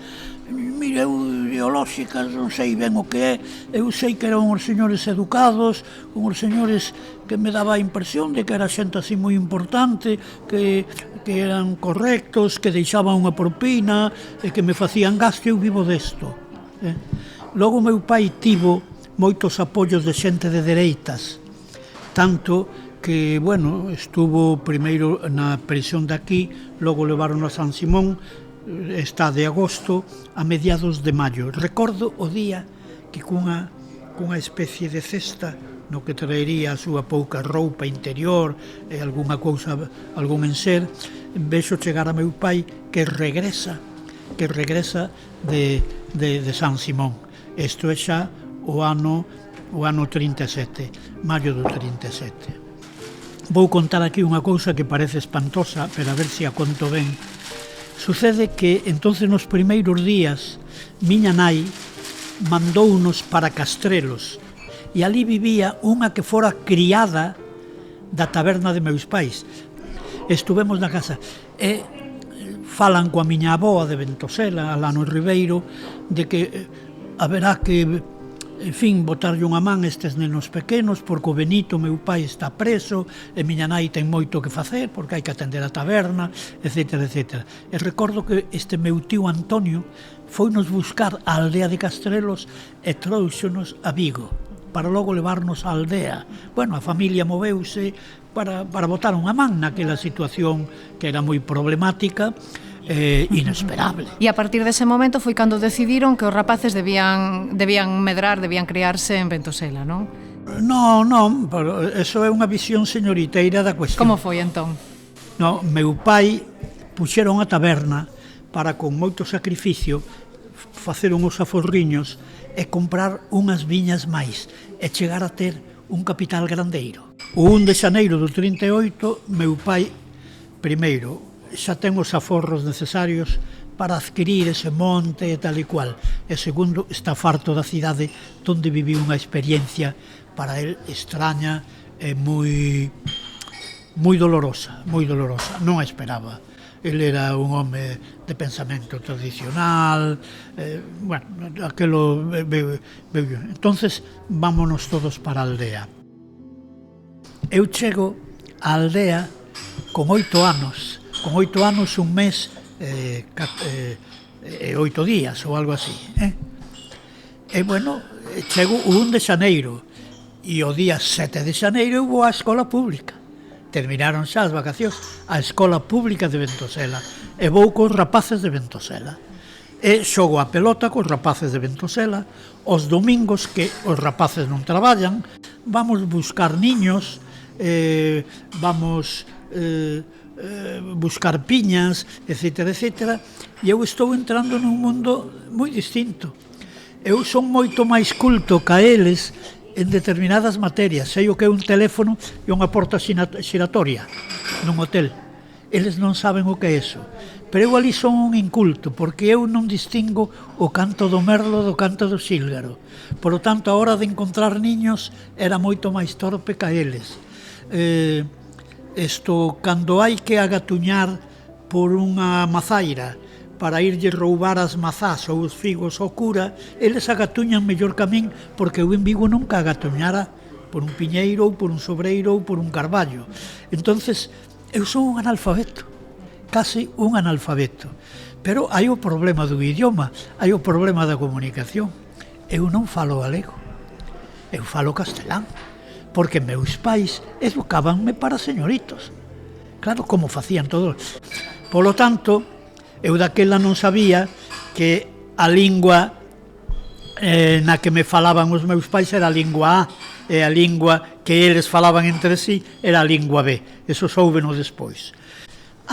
Entonces, dos amigos da escola, había un, algo maior que a min, 1 ano ou 2, pero íamos á escola xuntos, Modesto Fernández, xa morreu, que un día increpoume ou porque eu falaba en castelán ou porque falaba nun galego moi castelanizado. Entonces el díxome: Suso, ti andas en zocos como a nós, ti andas co pantalón remendado como a nós, ti traballas nos eiros levando feixes de estrume ao lombo como a nós, tes que falar como a nós. E eu creo que, como tiña un bo coñecemento pasivo e como de pequeno non era moi parvo, pois en 2-3 semanas fixen un curso acelerado de galego e cheguei a falar o galego, o idioma das clases baixas, coa mesma fluidez e coa mesma naturalidade que a eles. E así foi medrando o Suso, chegaron os anos do instituto e despois os anos da universidade. E neses anos, que recordos ten? Eu empecé o bacharelato aos 14 anos e medio, cando daquela o normal era empezar aos 10. De 10 a 17. Por que eu empezo o bacharelato tan tarde? Meu pai quería que estivésemos vencellados ao sacho. E eu, ainda yo dicía outro día, non sei quen, eu detesto o campo. Porque o campo gustalles aos señoritos que viven na cidade. pero eu estaba farto de andar con feixes de estrumo ao lombo, estaba farto de andar con saco de carapucho, estaba farto de dormir nunha cama que as mantas estaban húmedas, estaba farto de andar mollado, estaba farto, tanto que con 14 anos dixenlles a meus pais: eu de mozo non vou ser labrego, non vou ser labrador. E cando xa estábamos nesta, ven un médico. Por primeira vez, os alumnos dunha escola vamos a un recoñecemento médico a ver se estamos mal do pulmón, do corazón. Entón, todos van pasando e cando chegan a min, un médico dice: pero que te parece este chico? Míralo bien, póñemo fonendo. E entonces eu oín algo en on, pero eu interpretei que tiña algo do pulmón. Correuse pola aldea e os rapaces xa non querían estar ao meu lado, xa non querían xogar comigo porque eu tiña unha enfermedade contagiosa. Miña nai, que era máis científica que meu pai, vai falar co mestre e pregúntalle: pero o Suso que ten? Bueno, ali o que dixeron é que ten algo do corazón. Entón, como eu estaba mal do corazón, eu levantaba ás 11, eu vivía como un señorito, e un día que me levanto ás 11, porque eu non podo traballar no campo, hai un diálogo, escoito un diálogo na cociña entre meu pai e miña nai. Entonces, meu pai chamase Benito, miña nai Angelina, e dille a miña nai, porque miña nai era a cabeza reitora para estas cousas: bueno, Benito, que facemos co Suso? E meu pai contesta, literal: o Suso, que non vale para nada, que estudie. E estudiei. E estudiou? E de que maneira? Entonces, había en Ribadavia un colexio que se chamaba pomposamente Academos, en que había un profesor que explicaba todas as letras, latín, grego, francés, xeografía, historia, literatura, gramática, e outro que explicaba todas as ciencias. Pero esa academia, Academos, empezou a ir mal, e daquela o meu irmán, que acaba de vir do servicio militar, puxo unha taberna en Vigo, e entonces eu veño con meu irmán o maior e fago os 2 últimos anos do bacharelato, o 6º e o 7º, aquí en Vigo e tal. E ao terminar, no ano 48, termino en xuño, e en setembro vou estudiar na Universidade Central a Madrid, porque eu quería facer primeiro filosofía e letras, eu era un home de letras, pero ademais eu quería máis, porque na Facultade de Filosofía e Letras, por exemplo, na Universidade de Madrid, na de Salamanca, na de Barcelona, había 7 especialidades. Unha delas a de Filoloxía Románica. Esa era a que respondía máis ás miñas inquedanzas literarias por un lado e lingüísticas por outro, porque todas estas experiencias, os rapaces que se metían conmigo porque non falaba o galego, etc., etc., todo eso foise pousando na cerna do meu espírito e de alguma maneira tiña que sair. Por lo tanto, eu escollo unha carreira que, na miña opinión, vai dar resposta, polo menos parcial, a todas estas inquedanzas que eu tiña. E vou a Madrid. E en Madrid teño a sorte, pero xa nos primeiros 15 días do curso, outubro do ano 48, de que un colega que se chamaba José Fernando Cerrada Algarra é sobriño do famoso Ben Chosei. Entonces dixome un día: Suso, yo tengo un tío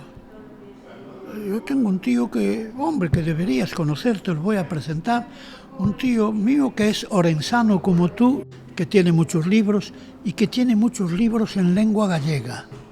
E eu a todo eu mentalmente iba dicindo que sí a todo, e fíxate ti, Nuria, dixen eu, ten libros en lingua galega. Eu nunca vira libros en galego. Entonces chegamos ali, Martín de los Heros 72, primeiro esquerda. Bueno, porque logo fui moitas veces. Sí. Peta, e de pronto dirixes a min e dice: así que vostede é do Ribeiro, non? E eu dixen: trágame terra, Nuria, cal é o problema meu? Eu non sabía que había no mundo algunha persoa que fora da clase alta e ilustrada, un inspector de primeiro ensino, que falara en galego. Non que falara en galego en Madrid, que falara en galego en Ourense ou en Lugo, en Ribadavia. Eso para min non existía. Esa xente falaba toda en castelán. Entonces eu ese día, e nos días seguintes, descubrín que existía a literatura en galego e que existían escritores, algúns como Otero Pedrallo, que vivían a 8 kilómetros da miña aldea. E eu non sabía das... E non digamos Castelao, que iba a morrer no ano 50, e que eu non sabía que existía, que vivía en Buenos Aires, que fora ministro da República en París 2 ou 3 anos antes, etcétera, etcétera, etcétera.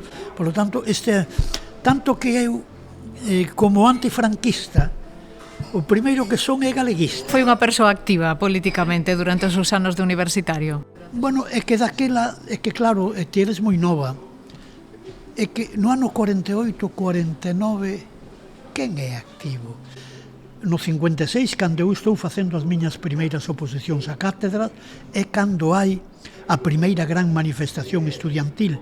Eu, no ano 56, o 12 de outubro do ano 56, gaño a miña primeira cátedra. E escollo Santiago, voume para Santiago e ali conecto de novo con Piñeiro. E Ramón Piñeiro foi o gran estimulador da conciencia galeguista, da xente nova, da xente da miña época, a xente un poquinho máis nova que a min, como Beiras, como Mourullo, como Franco Grande, como Méndez Ferrín, etcétera, etcétera, que estaban na Universidade de Santiago e que pasaban pola súa famosa mesa camilla. Bueno, pero eran galeguistas, e nese galeguismo estaba eu. Pero eu no ano 56-57, de alguma maneira distanciome, pero por razóns persoais, máis que ideolóxicas, de Piñeiro, empezo a percibir signos que non percibía antes, e sobre todo atópome cun libro clandestino que foi decisivo na miña formación, un libro de prosas de Machado, donde hai 2 textos que eu non coñecía, un que é Discurso a las Juventudes Socialistas Unificadas, un de maio de 1937, un discurso que profire Machado ás Juventudes Socialistas Unificadas en Valencia. E bueno, entonces eu empezo a escribir en La Noche, porque o director de La Noche, Borobó, era moi amigo meu, había unhas páxinas de artes e letras, e na medida en que algunhas cousas se podían escribir, porque é unha dictadura de Franco, pero unha dictadura sempre ten fendas, sempre ten regandixas.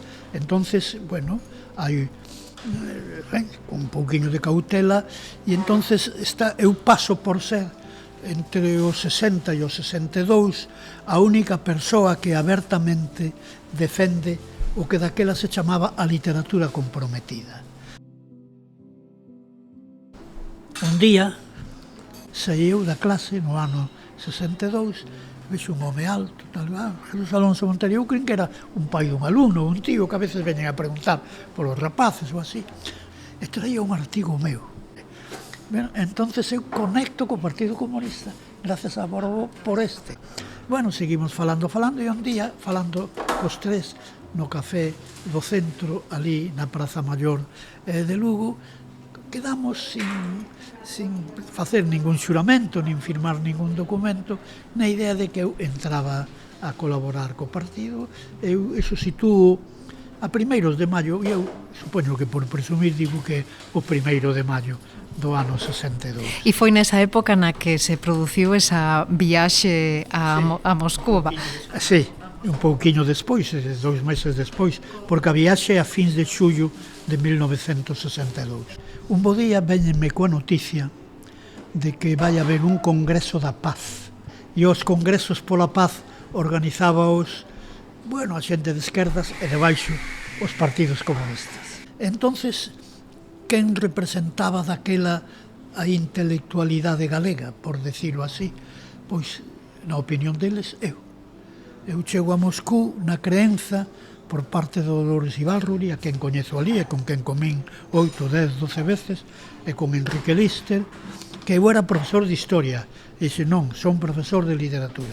E como puido facer para intentar esquivar as autoridades nun momento tan complicado? Bueno, primeiro chego a París cun pasaporte que di na súa primeira páxina, pasaporte del Estado español, válido para todos os países del mundo, excepto Rusia e países satélites. 2 puntos, Albania, Bulgaria, Checoslovaquia, etc. Bueno, ese pasaporte permitiume entrar en Francia, pero de pronto Ramón que era a miña conexión co partido, eu non coñezo ali a ninguén máis, dime, tendes que esperar, porque había outros que eu vou coñecer en Moscova. Por exemplo, José Agustín Goytisolo, o poeta. Eu quedo 2 ou 3 días en París, co cual ando por as librerías, vexo algunha xente emigrante que eu coñezo por ali, hasta que me din que está o pasaporte, pero antes pedironme o nome que eu quería para ese pasaporte e puxen Alonso Quijano. Así que algún día aparecerá ese pasaporte e Alonso Quijano, aparte de o Alonso Quijano Cervantino, o outro son eu. Conserva ese pasaporte? Non, eso tamén ten, que esas cousas son moi difíciles, porque cando eu regreso da Unión Soviética, vou á casa de Ramón, veo que traio e dice, todo isto deixo aquí. Eu non podo pasar a fronteira, non podo pasar aduanas en Barajas. Eu teño a sospeita de que a policía sabe algo desto. Si me ve pasar en Barajas, en aduanas, con libros soviéticos, con cousas así, evidentemente estoulles dando a razón, que a sospeita deles é válida. E conseguiu sair indemne desa viaxe? Sí, saín, porque agora anda por aí un libro en que se publica o informe que fixo a Policía Española de min en febreiro do 68, xa pasada. Pois saben de moitas actividades miñas, pero esa non a menciona, o que quere dicir que non a saben. Eu ingresei no Partido Comunista para acabar con Franco, pero, de alguna maneira, para que algún día se instaure un réximen político, social e cultural en que se produza un home que non estea condicionado pola codicia, polo diñeiro, pola desigualdade, polas injusticias. Un home que viva, que se eduque nunha sociedade que forzosamente ten que crear un home novo. Entón, eu cando teño a oportunidade de ir á Unión Soviética porque o Partido Comunista decide que vaya eu en representación da intelectualidade galega, quería pensar que, en todo caso, xa se estaba producindo o home novo. Non encontrei eso. E máis, recordo que unha vez, diante do Kremlin, paseando con Salvat, con Marcos Ana e con José Agustín Goytisolo, se non chorei, esvagoei, porque eu o home novo non o encontrei. Vostede tivo algún que outro problema coas autoridades franquistas pola súa militancia comunista? Conteme, en que medida? Eu teño no meu arquivo que está en Ourense, que se chama Alxán, Arquivo Literario Xosé Alonso Montero, na Biblioteca da Diputación de Ourense, hai unha carpeta chea de telegramas de gobernadores civis prohibíndome conferencias. Eu fun en Lugo 3 veces, pasei pola comisaría. No primeiro interrogatorio estuve en 12 horas, de 12 a 12, 12 da mediodía a 12 da noite, mentindo. E logo a min o que me abrazaban é a multas. A min meteronme bastantes multas. Bueno, e logo no ano 75, antes da morte de Franco, eu fun desterrado a Montilla, provincia de Córdoba. Un desterro como de Castelao, porque cando se fala do desterro de Castelao, é un desterro administrativo. E Alexandre Bóveda tamén a Cádiz, por necesidades del servicio, e a min din que teño que escoller un instituto que este a 1000 kilómetros de Galicia. Como di o expediente que se me fixo, que hai que alejarlo de Galicia, onde dejaría de tener el proselitismo que habitualmente tiene. Di unha das cláusulas inculpatorias miña. Pero bueno, todo isto me pasou en Lugo, pero ainda así eu volvería a Lugo. Vostede sempre di que os momentos máis felices pasounos en Lugo e ali coñeceu a personas que chegaron a marcarlle, como por exemplo Ángel Xor, non? Ese poeta e debuxante lugués que acabou condenado a morte e despois preso en Canarias durante varios anos e que tivo que empezar a súa vida de cero despois en Lugo, non? Bueno, eu xa lle contestei a unha tal Nuria hai bastantes anos para un estupendo libro que escribiu e que foi premiado, pero bueno, xa que teño que contar algo del, desde o principio percibín que era, eu creo que isto xa xo contei daquela, un home bastante amargado. Creo que xo dixen, sí, porque bastaba velo, levaba o escrito no rostro e tiña moitas razóns para estar amargado.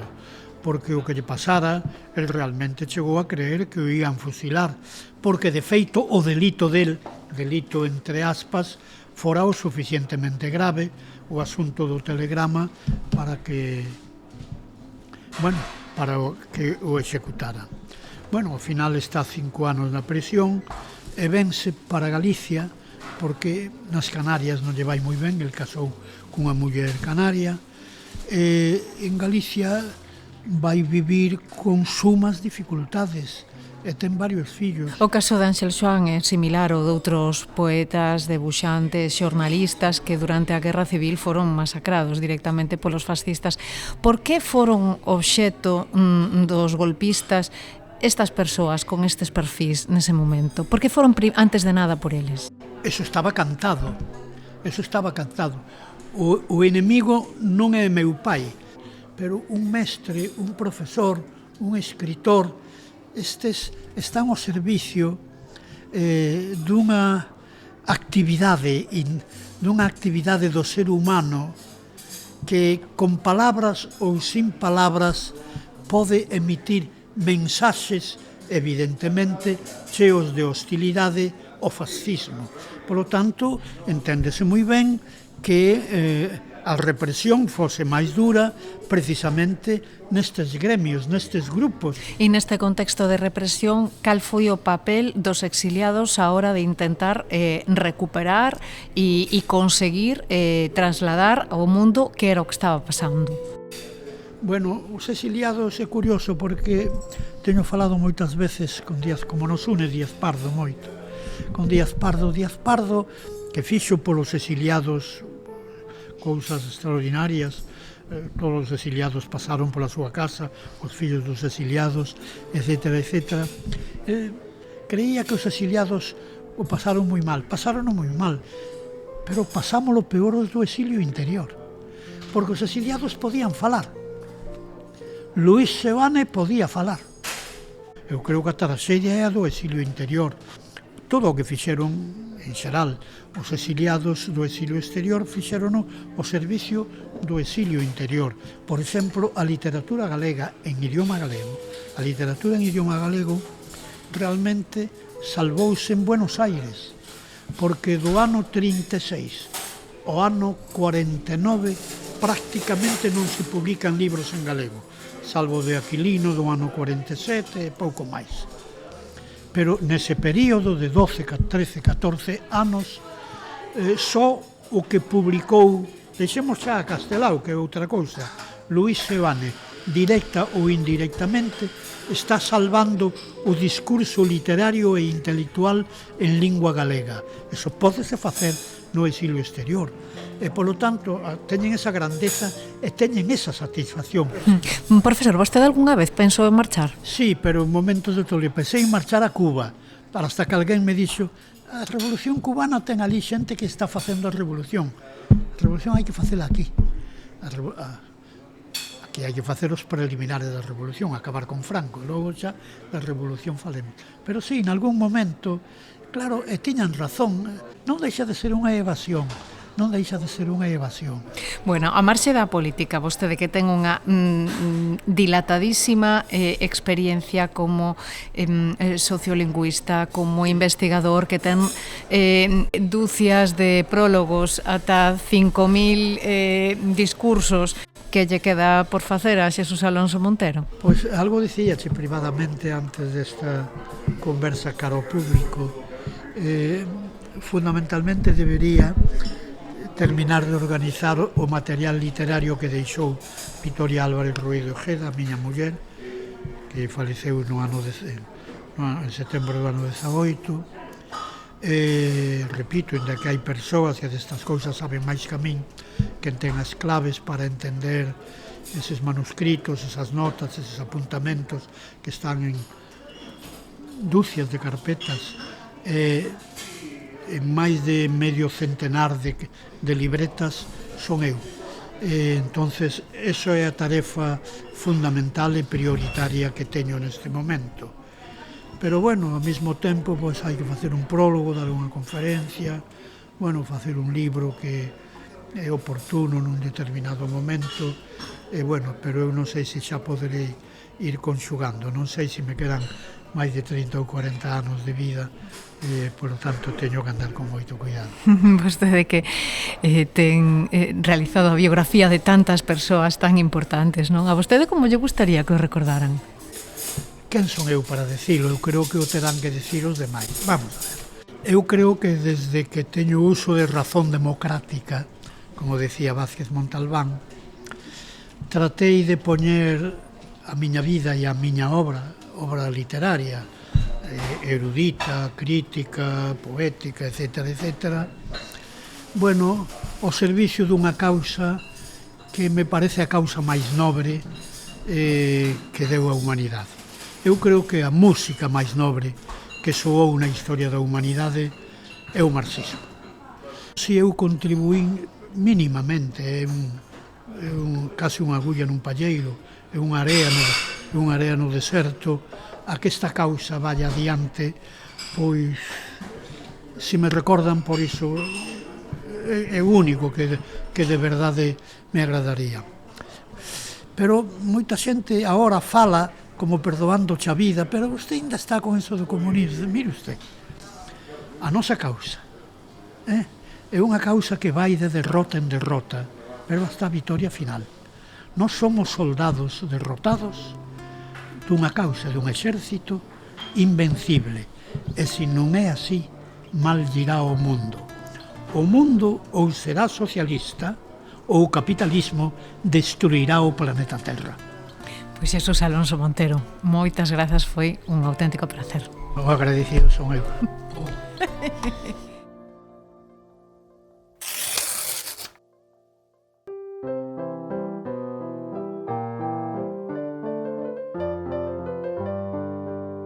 Co gallo do ano Castelao, queremos hoxe coarnos na versión teatral de Cousas que fan os Quinquilláns, unha compañía que naceu hai xa 36 anos reivindicando ese teatro de rúa divertido pero tamén moi comprometido da man de Lucho Penabade e a que se uniu hai xa 16 anos a actriz e directora de escena Tero Rodríguez. Que tal, Tero? Moi boas e un gusto terte aquí connosco. Moi boas, moitas grazas por convidarnos a participar e por dar visibilidade a todo ese traballo que faz e incluir o noso Cousas. Claro que sí. Que atopa o espectador que senta nunha butaca para ver a versión de Cousas que levades facendo os Quinquilláns desde o ano 2016?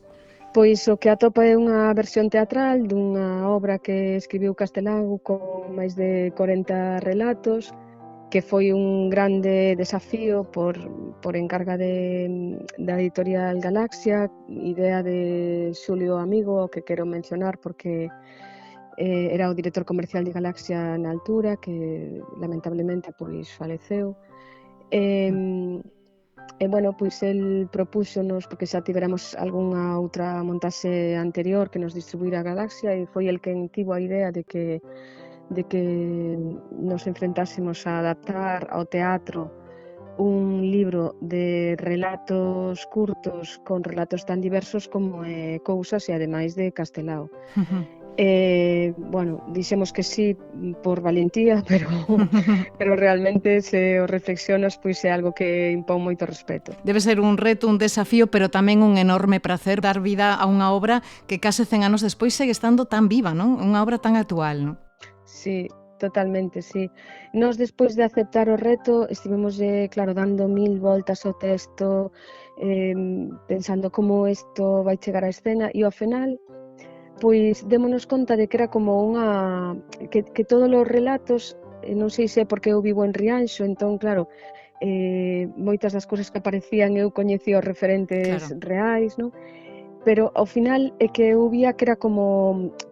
Eu acabei vendo unha novela que está contada fragmentada, pero que son todos realmente unha aldea, non? Unha vila, como podría ser Rianxo, unha vila mariñeira, na que van pasando todas esas cousas.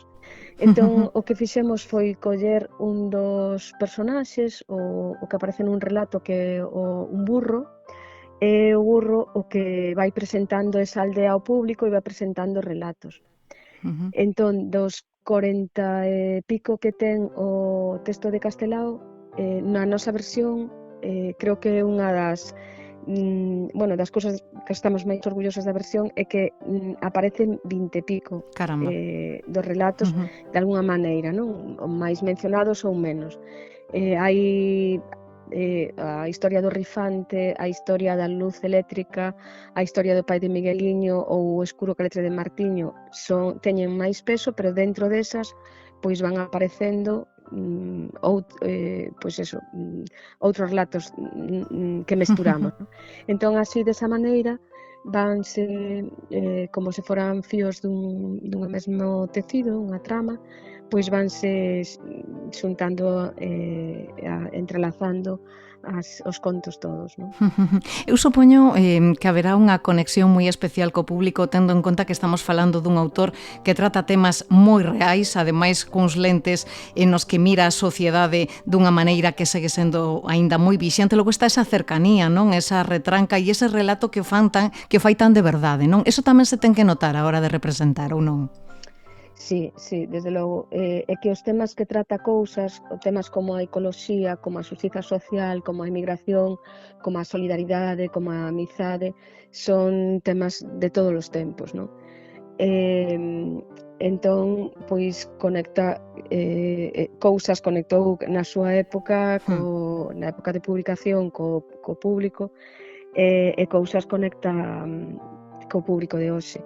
Eu tamén teño feito aquí en Rianxo roteiros castelao, onde a través dos contos vou guiando a xente por espazos da vila de Rianxo que conectan con Castelao, non? Temo ocorrido, bueno, unha das anécdotas que recordo con máis emoción é que cando eu ia pola rúa, que normalmente era para público de fora, público escolar ou así, pois sempre se xuntaban os roteiros xente de aquí da vila, non? E había unha veciña, unha señora maior, que se xuntaba de maneira recorrente, non? En varias ocasións.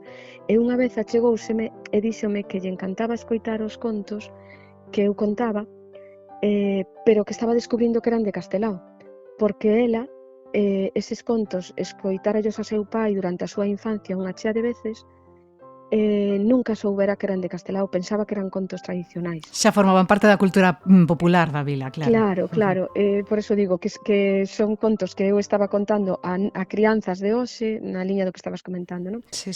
Pero que son contos que a crianzas de hai 60 anos tamén lles emocionaron, non? Seguides atopando matices 9 anos despois desa primeira representación de cousas, matices novos? Sempre. É que Castelao, Rosalía, os grandes autores teñen tantas capas que de repente un día...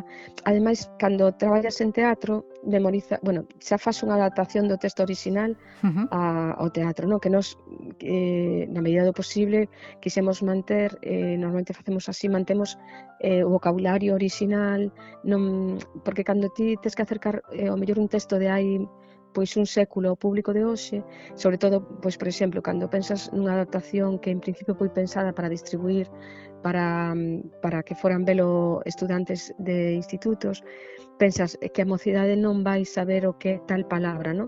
Que facemos? Buscamos un sinónimo que sí que recoñezan ou non?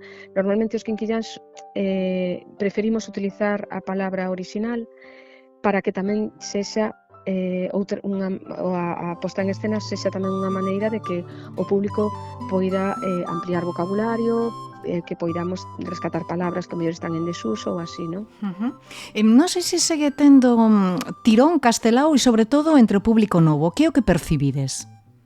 Ben, agora esta distribución así específica para escolares fíxose ata a pandemia, e agora está en público xeral, entón non estamos tendo representacións específicas onde vai público adolescente. Lamentablemente, cando hai representacións en xeral para público aberto, o público que menos hai é o adolescente. E por que? Pois non o sei, pero pasa no teatro en xeral, non é que pase nesta montaxe, nin nas montaxes dos quinquillás. No teatro en xeral, nos espectáculos, pois as crianzas van moitas veces porque son levadas polas familias, pero van con gusto e as crianzas gozan do teatro, e cando pasa a adolescencia se fan un pouco maiores, volven ao teatro, pero na adolescencia non van. Moitas veces as compañías botámonos a culpa de que non hai montaxes específicas para adolescentes. Outras veces preguntámonos se é preciso que haxa montaxes específicas para adolescentes. Pero o certo é que non van moito. Entón, agora mesmo non estamos tendo moito feedback de como perciben os adolescentes esta montaxe. Cando se fixo da man da editorial Galaxia, que, bueno, eles reunían, nos facíamos a función nun auditorio, eles reunían nese auditorio escolares da contorna, da comarca e así, no? Pois, bueno, aí funcionou moi ben, de feito fixeronse cerca de 200 de representacións, miles e miles de escolares viron esa montaxe e ademais ese libro entrou nesas casas porque a distribución levaba consigo que os nenos levaran un exemplar de cousas, no? Que a min tamén me emocionou moito ver como de repente tantos libros entraban en tantas casas, que é un libro de cabeceira, moi de cabeceira e moi doado de ler. Tendo en conta que estamos dentro do ano castelao, sei que fixestes recentemente representacións en Vilalba, tamén en Brión, coincidindo con esa homenaxe ao inesquecible Xosé Vizoso, pero que paradas tedes previstas facer ao longo deste ano, Tero? Pois agora temos pensado facer na provincia de Lugo varias, porque vamos viaxar a carón da exposición sobre o centenario da publicación, sobre os 80 anos da publicación de Sempre en Galiza. Entón, bueno, pues a exposición vai ir viaxando pola provincia de Lugo e nos vamos facer representacións a carón. Próximamente tamén temos pensado fora da provincia de Lugo, pois temos pensado en Catoira, cando tamén se cumpre aniversario de un discurso que dou Castelao en Catoira. Bueno, pois haberá que estar atentos a esas representacións. Tero Rodríguez, pois moitísimas gracias polo voso traballo e grazas tamén por querer compartilo aquí na Ferida Aberta no 36. Grazas e unha aperta. Moitas gracias a vos. Moitas gracias.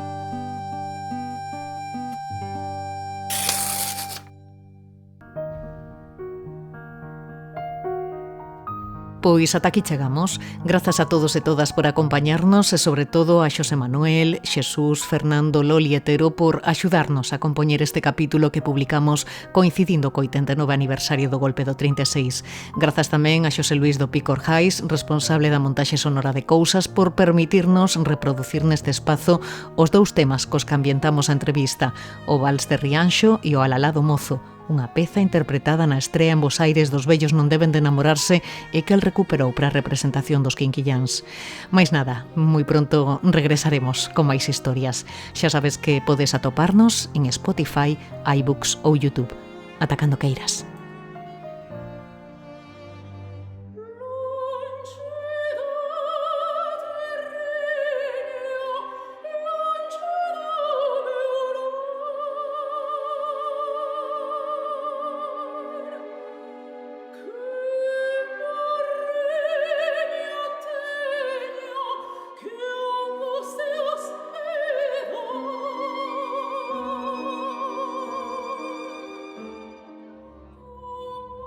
A Ferida Aberta no 36, un podcast de Nuria López.